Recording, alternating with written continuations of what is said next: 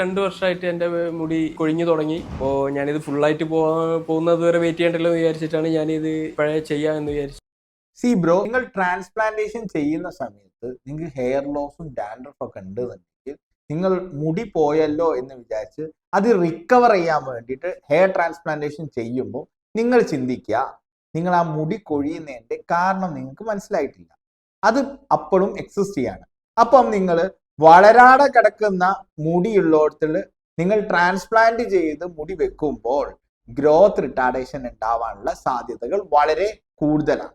എൻ്റെ അടുത്ത് ഇഷ്ടം പോലെ പേഷ്യൻസ് ആഫ്റ്റർ ഹെയർ ട്രാൻസ്പ്ലാന്റേഷൻ വരാറുണ്ട്. എന്താണ് ഡോക്ടറെ കാരണം എന്നറിയാൻ. ആ കാരണം പറഞ്ഞു കൊടുക്കുന്നതുകൊണ്ടാണ് ഇത്രയും കോൺഫിഡന്റ് ആയിട്ട് ഞാൻ നിങ്ങളോട് ഈ കാര്യം പറയുന്നത്. മെറ്റോന്റെ തലയും കണ്ട് ഹെയർ ട്രാൻസ്പ്ലാന്റേഷൻ ചെയ്യാൻ പോകുന്ന നിങ്ങൾ എപ്പോഴും ചിന്തിക്കുക, നമുക്ക് നഷ്ടപ്പെട്ട സ്നേഹം പഴയതുപോലെ തന്നെ നമുക്ക് കിട്ടുമോ? കിട്ടില്ല. അതുപോലെ തന്നെ പോയ മുടി പഴയ പോലെ വരുന്ന ആരും പ്രതീക്ഷിക്കണ്ട.